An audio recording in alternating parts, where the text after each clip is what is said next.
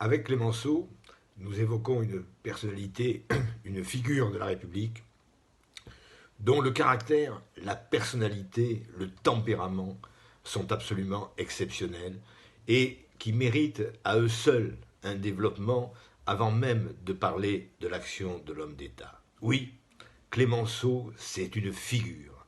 C'est un homme qui a vécu avec des valeurs de courage, de liberté, d'intense liberté, et son parcours personnel tranche en cela avec d'autres figures de la République qui ont peut-être influencé autant que lui sur l'action de l'État, mais qui n'ont pas laissé le même souvenir d'une vie d'un tel combattant, d'un tel bretteur, d'un tel duelliste.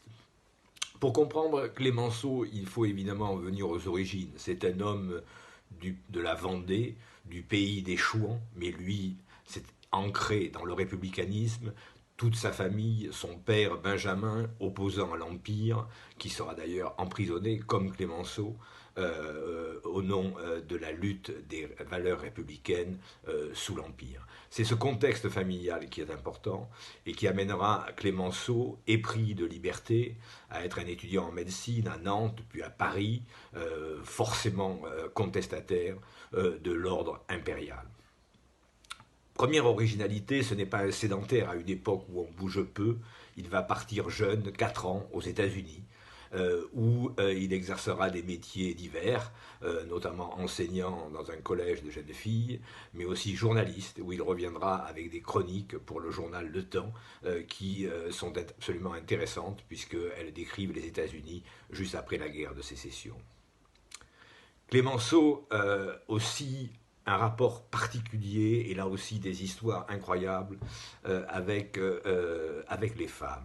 D'abord la sienne qu'il va ramener des États-Unis, Marie Plumers. Ce n'est pas la face la plus lumineuse de la biographie de Clémenceau, elle est souvent d'ailleurs traitée très discrètement, puisque Clémenceau va se marier, il aura 3 enfants à Marie Plumers, mais il va, après 20 ans de mariage où il l'a longtemps délaissé en Vendée pendant que lui vivait une vie mondaine à Paris, il l'a répudié avec une sordide histoire d'adultère, Marie Plumers, qui sera aussi après abandonnée par ses enfants et qui vivra tout à fait misérablement la fin. C'est pas la face la plus lumineuse. Après, il y a les mondanités, les conquêtes, où il n'y a rien de très original, mais il y a un autre aspect incroyable de Clémenceau, c'est cette liaison d'amitié amoureuse ou de douce tendresse qu'il va entreprendre alors qu'il aura 83 ans en 1923 avec Marie Baldensperger,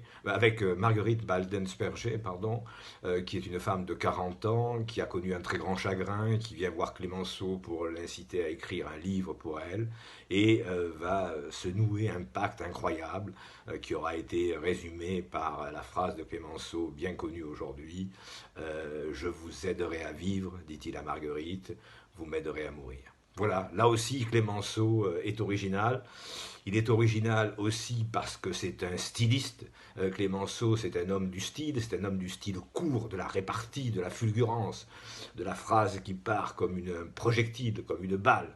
Et il en fera son talent de journaliste, puisque Clémenceau est avant tout un journaliste, toute sa vie, à travers les titres, la justice, l'aurore, le bloc, l'homme libre, l'homme enchaîné, avec l'apothéose, qui est bien sûr le moment de l'affaire Dreyfus, où quand Zola vient porter sa lettre ouverte au président de la République, Clémenceau barre le titre d'un trait de plume et écrit « J'accuse », ce qui deviendra l'article le plus célèbre de l'histoire de la presse. Percutant aussi, il est dans les débats parlementaires. S'intéresser à Clémenceau, c'est relire ses débats avec Ferry dans les années 1880. Lui, Ferry, le colonisateur, Clémenceau, autre très moderne, l'anticolonisateur, et avec ses fameux discours s'adressant à Ferry, avec ironie, sur les races supérieures et les races inférieures. Et puis, bien sûr, au début des années 1900-1906, avec Jaurès avec ce don oratoire très conceptuel contre les réparties et les coups de boutoir de Clémenceau et leur opposition, non pas sur le fond, parce qu'ils sont tous les deux pour la réforme sociale, mais l'un est individualiste, Clémenceau. Jaurès ne croit qu'à l'action collective. Jaurès rêve de palais de féerie, comme lui dit Clémenceau, alors que lui se contente d'être un ouvrier modeste des cathédrales. Ce sont des débats d'une teneur exceptionnelle. Et enfin, dernier point parmi d'autres d'originalité, le mode de vie de Clémenceau. Clémenceau est un homme qui a vécu hors des pompes, il détestait les cérémonies et les pompes. Son enterrement sera dans la plus grande simplicité en Vendée. Il a vécu très longtemps, pendant presque 35 ans, dans son rez-de-jardin de la rue Franklin, refusant toujours les palais officiels. Grand voyageur, en jeunesse aux États-Unis, dans sa tendre vieillesse, après 80 ans, il va aller en Égypte, en Inde, il va chasser avec le Maharaja de Bikaner, le tigre, qui deviendra son surnom pour d'autres raisons. Et puis, dernier point de son originalité, de cette riche personnalité, son amour des artistes, Rodin et surtout Claude Monet, cette amitié avec Claude Monet incroyable, à une époque où l'impressionnisme n'est pas encore reconnu. Et c'est grâce à Clémenceau que les nymphéas sont au musée de l'Orangerie.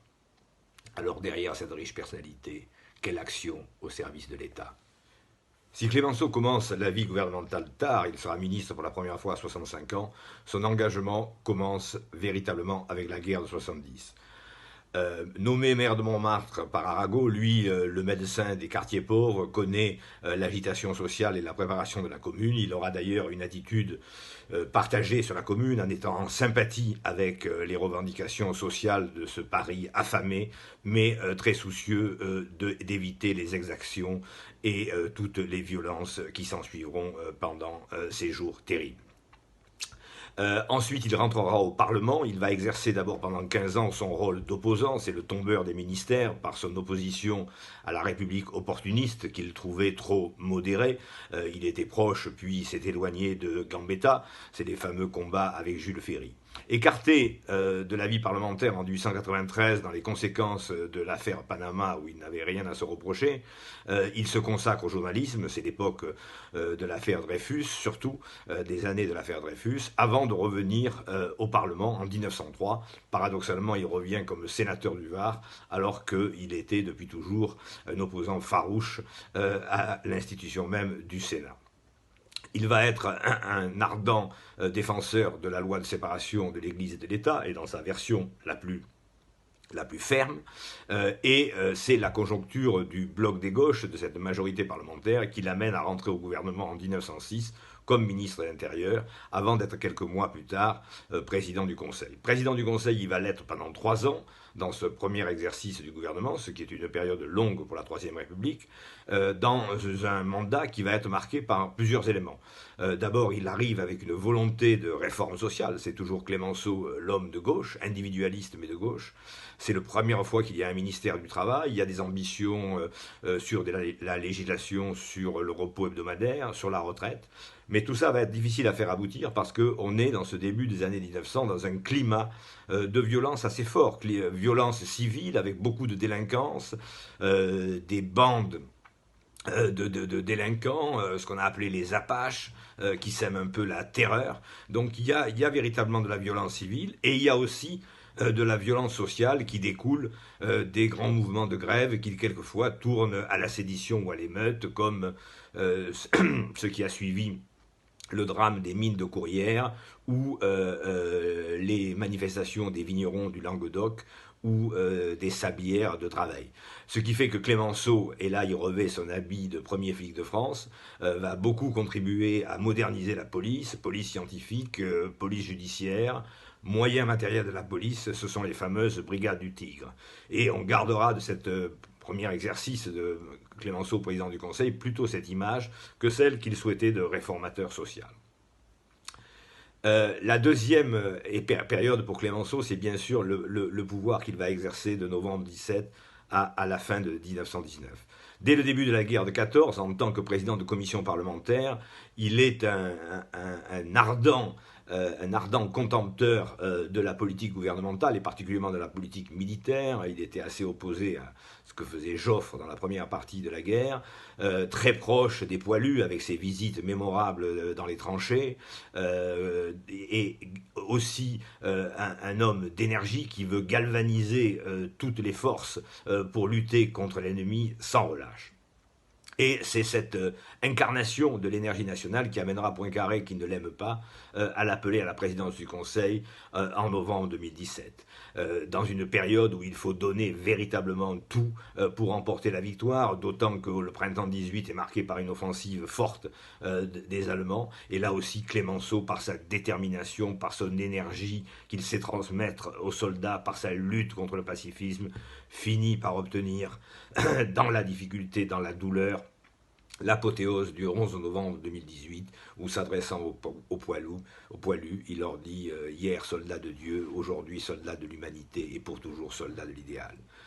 Après, il faut faire la paix, c'est le traité de Versailles. On a beaucoup critiqué la façon dont le traité de Versailles, par ses dispositions, allait peut-être préparer en germe le prochain conflit. Mais il faut dire que tout le monde avait des intérêts divergents. Wilson, l'Américain, son idéalisme, les Anglais, leur politique d'équilibre, les Allemands qui s'estimaient trahis, les Français qui voulaient prendre des garanties.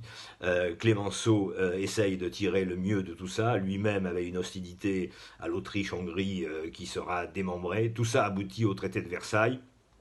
Et malgré la reconnaissance nationale, le fait que Clémenceau est écarté de la présidence de la République au profit de Paul Deschanel, et c'est l'ingratitude des peuples que connaîtront après lui Churchill et De Gaulle. Il lui reste 10 ans à vivre, 10 ans où il va faire des voyages, Égypte, Inde, tournée triomphale aux États-Unis, mais aussi où il va passer beaucoup de temps dans sa bicoque de Vendée face à l'océan.